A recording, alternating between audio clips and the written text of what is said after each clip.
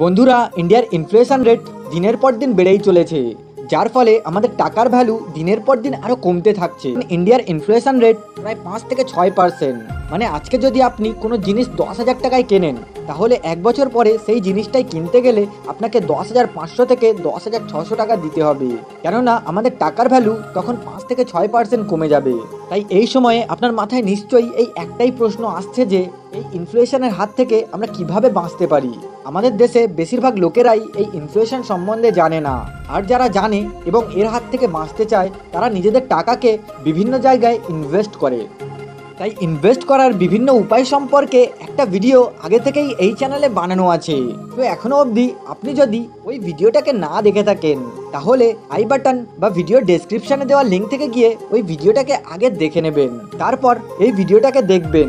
কারণ এই ভিডিওতে ইনভেস্ট করার বিভিন্ন উপায়গুলির মধ্য থেকে একটা উপায় হলো মিউচুয়াল ফান্ড, যেখানে আপনি আপনার টাকাগুলোকে ইনভেস্ট করলে খুব সহজেই আপনি এই ইনফ্লেশনকে বিট করতে পারবেন। তো সেই মিউচুয়াল ফান্ডের এবিসিডি সম্পর্কে আলোচনা করা হবে। মানে মিউচুয়াল ফান্ড কি, এটা কিভাবে কাজ করে, আর এটা কত রকমের হয়, এবং অ্যাট লাস্ট মিউচুয়াল ফান্ডে ইনভেস্ট করার সুবিধা কি আছে সেই সম্পর্কে আলোচনা করা হবে। তো ভিডিওটাকে অবশ্যই লাস্ট অবধি দেখবেন। তো চলুন দেখা যাক যে মিউচুয়াল ফান্ড আসলে কি। ধরুন আপনার কাছে 1,000 টাকা আছে আর আপনি ওটাকে শেয়ার মার্কেটে ইনভেস্ট করতে চান, কিন্তু আপনার যে শেয়ারসগুলো পছন্দ হচ্ছে সেগুলোর দাম 1,000 টাকার থেকে অনেক বেশি। ধরুন একটা শেয়ারের দাম 2,000 টাকা অথবা 3,000 টাকা, কিন্তু আপনি চাইছেন যে এই রকম 10টা থেকে 12টা শেয়ারে একসঙ্গে ইনভেস্ট করতে, কিন্তু আপনার কাছে টাকা আছে অল্প।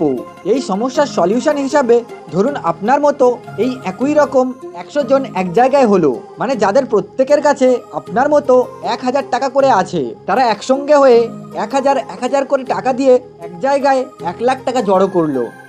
এবার এই 1 লাখ টাকাকে কোনো একজন এক্সপার্টের হাতে তুলে দেওয়া হলো, আর সেই এক্সপার্টকে বলা হলো যে আপনি আমাদের হয়ে এই 1 লাখ টাকাটাকে ভালো ভালো শেয়ারে ইনভেস্ট করুন।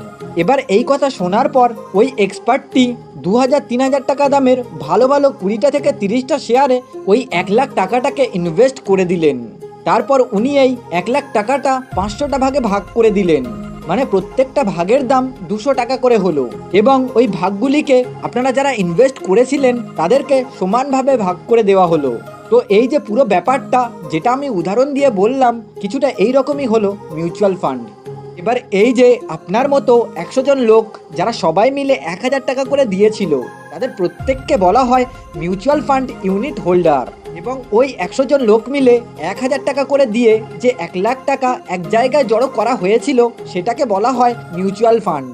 আর ওই ফান্ডটাকে ম্যানেজ করার জন্য যে এক্সপার্টটার হাতে ওই ফান্ডটাকে তুলে দেওয়া হয়েছিল, সেই এক্সপার্টটাকে ফান্ড ম্যানেজার বলা হয়। এবার এই 1 লাখ টাকাটাকে ফান্ড ম্যানেজার যে 500টা ভাগে ভাগ করেছিলেন, সেই প্রত্যেকটা ভাগকে এনএভি বা নেট অ্যাসেট ভ্যালু বলা হয়। এবার এই পুরো কাজটাকে যে কোম্পানি কন্ট্রোল করে তাকে AUM কোম্পানি বা অ্যাসেট আন্ডার ম্যানেজমেন্ট কোম্পানি বলা হয়। এই অ্যাসেট আন্ডার ম্যানেজমেন্ট কোম্পানিটিকে চালানোর জন্য কিছু খরচা হয়, যেমন প্রতিটা কোম্পানির এক বা একাধিক ফান্ড ম্যানেজার থাকে, সেই ফান্ড ম্যানেজারের স্যালারি দেওয়া, এছাড়াও আরও অনেক নানান রকম খরচা আছে।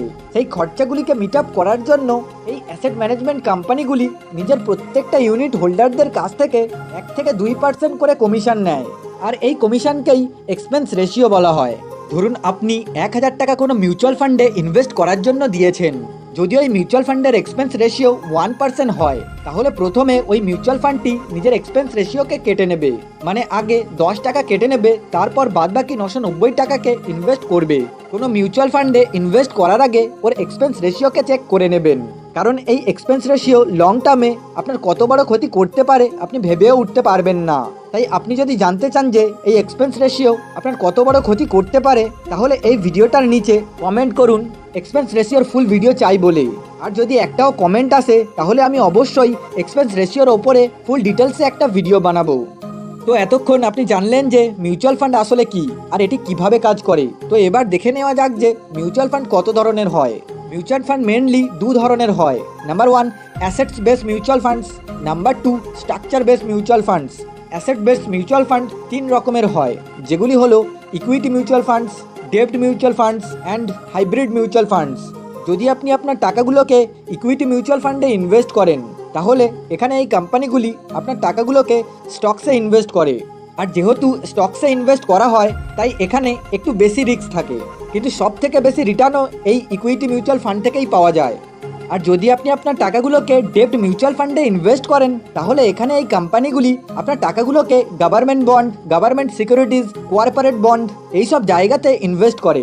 ডেব্ট মিউচুয়াল ফান্ডকে এফডির অল্টারনেটিভও বলা হয়। এই মিউচুয়াল ফান্ডগুলি সেই সব লোকেদের জন্য বেস্ট অপশন হতে পারে যারা নিজেদের টাকাগুলিকে বেশি রিস্কে ফেলতে চায় না। মানে যদি এক কথায় বলা হয় তাহলে এখানে রিস্ক অ্যান্ড রিটার্ন এই দুটোই ইকুইটি মিউচুয়াল ফান্ডের তুলনায় অনেক কম থাকে। At last hybrid mutual fund মানে ইকুইটি মিউচুয়াল ফান্ড আর ডেব্ট মিউচুয়াল ফান্ডের মিক্সচার। এবার যদি আপনি আপনার টাকাগুলোকে এই হাইব্রিড মিউচুয়াল ফান্ডে ইনভেস্ট করেন তাহলে এখানে এই কোম্পানিগুলি আপনার টাকাগুলোকে বন্ডস আর স্টক এই দুটো জায়গাতেই ইনভেস্ট করে। এখানে ডেব্ট মিউচুয়াল ফান্ডের তুলনায় একটু বেশি রিস্ক থাকে, কিন্তু ইকুইটি মিউচুয়াল ফান্ডের তুলনায় খুব কম রিস্ক থাকে। এবার যদি আপনি আপনার টাকাগুলোকে বন্ডস অ্যান্ড স্টকসে একসঙ্গেই ইনভেস্ট করতে চান তাহলে এই হাইব্রিড মিউচুয়াল ফান্ড আপনার জন্য বেস্ট হবে। আর স্ট্রাকচার বেস মিউচুয়াল ফান্ড দু রকমের হয়, ওপেন এন্ডেড মিউচুয়াল ফান্ড আর close ended mutual fund. Open ended mutual fund থেকে ঠিক ব্যাংকের সেভিংস অ্যাকাউন্টের মতোই আপনি যখন ইচ্ছা যেটুকু ইচ্ছা আপনার টাকা তুলে নিতে পারেন। তবে বেশিরভাগ ক্ষেত্রে যদি আপনি 365 দিনের আগে আপনার টাকা তুলে নিতে চান তাহলে সেক্ষেত্রে আপনাকে মোর অ্যান্ড লেস দ্যান 1% মতো টাকা এক্সিট ফিস হিসাবে দিতে হয়। কিন্তু ক্লোজ এন্ডেড মিউচুয়াল ফান্ডের ক্ষেত্রে একটা নির্দিষ্ট লকিং পিরিয়ড থাকে, যে লকিং পিরিয়ডটা শেষ না হওয়া পর্যন্ত আপনি আপনার টাকা তুলতে পারবেন না। ফর এক্সাম্পল, যদি কোনো মিউচুয়াল ফান্ডের লকিং পিরিয়ড 5 ইয়ার হয় তাহলে আপনি আপনার টাকাকে যদি একবার সেই মিউচুয়াল ফান্ডে ইনভেস্ট করে দেন তাহলে নেক্সট 5 বছরের আগে আপনি সেই টাকা ফেরত পাবেন না। কিন্তু মিউচুয়াল ফান্ডে ইনভেস্ট করার কিছু বেনিফিট আছে। Number 1, high Returns. মিউচুয়াল ফান্ডের ক্ষেত্রে ইন্টারেস্ট রেট ব্যাংকের মতো ফিক্স না হলেও বেশিরভাগ ক্ষেত্রে মিউচুয়াল ফান্ডের ইন্টারেস্ট রেট ব্যাংকের তুলনায় অনেক বেশি। যেখানে ব্যাংক থেকে 1 অন অ্যাভারেজ 3 to 4% ইন্টারেস্ট পাওয়া যায়, যেটা ইনফ্লেশনকে বিট করতে পারে না। তাই আমরা যে টাকা ব্যাংকে রাখি সেই টাকার ভ্যালু দিনের পর দিন আরও কমতে থাকে। কিন্তু মিউচুয়াল ফান্ডের অ্যাভারেজ রিটার্ন 10 to 15% হয়ে থাকে, যেটা খুব সহজে ইনফ্লেশনকে বিট করে দেয়। ফলে মিউচুয়াল ফান্ডে টাকা রাখলে সেটার ভ্যালু দিনের পর দিন বাড়তে থাকে। Number 2, affordability. যদি আপনার কাছে ইনভেস্ট করার মতো বেশি টাকা না থাকে তাহলে আপনিও মিউচুয়াল ফান্ডে ন্যূনতম প্রতি মাসে 500 টাকা করে ইনভেস্ট করে ধনী হয়ে উঠতে পারেন। Number 3, the compound effect. যদি আপনি আমাদের বানানো দ্য কম্পাউন্ড এফেক্ট বইটির সামারি ভিডিও, যেটার লিঙ্ক ভিডিওর ডেসক্রিপশনে দেওয়া আছে, সেটা দেখে থাকেন তাহলে আপনি নিশ্চয়ই কম্পাউন্ড এফেক্টের পাওয়ার সম্পর্কে অলরেডি জানেন। খুব শর্টে বললে মাত্র 1 টাকা থেকে শুরু করে আগামী 30 দিন অবধি যদি রোজ আপনার টাকা ডবল হতে থাকে তাহলে মাত্র 30 দিন পরেই সেই 1 টাকা বেড়ে গিয়ে দাঁড়ায় প্রায় 54 কোটি টাকাতে। আর এই কম্পাউন্ড এফেক্টের প্রিন্সিপাল মিউচুয়াল ফান্ডেও কাজ করে। Number 4, professional management. আপনি যে টাকাগুলো মিউচুয়াল ফান্ডে ইনভেস্ট করেন সেই টাকাগুলো সেই সব লোকেদের কাছে যায় যারা অনেক আগে থেকেই এই ফিল্ডের এক্সপার্ট হয়। এরা আপনার টাকাগুলোকে কোথাও ইনভেস্ট করার আগে সেই ফিল্ডের পুরো ইনফরমেশন কালেক্ট করে। তারপর যদি এদের মনে হয় যে কোনো কোম্পানি ভবিষ্যতে এদেরকে লাভ করিয়ে দিতে পারে তাহলেই এরা ওই কোম্পানিতে ইনভেস্ট করে। Number 5, diversification. যখন আপনি কোনো মিউচুয়াল ফান্ডের থ্রুতে শেয়ার মার্কেটে ইনভেস্ট করেন তখন আপনার পুরো টাকাটা কোনো একটা বা দুটো কোম্পানিতে না, বরং বিভিন্ন সেক্টরের বিভিন্ন কোম্পানিতে অল্প অল্প করে ভাগ হয়ে ইনভেস্ট হয়ে যায়, যার ফলে কিছু কোম্পানি লস হলেও অন্য কোম্পানিগুলির লাভেতে ওই লস কভার হয়ে যায়। মানে ওভারঅল লস হওয়ার চান্স অনেকখানি কমে যায়। Number 6, variety. এখানে সবার জন্য কিছু না কিছু আছে। যারা রিস্ক নিতে চায় তাদের জন্যেও আছে, যারা রিস্ক নিতে চায় না তাদের জন্যেও আছে, যারা বেশি টাকা ইনভেস্ট করতে চায় তাদের জন্যেও আছে, আর যারা কম টাকা ইনভেস্ট করতে চায় তাদের জন্যেও আছে।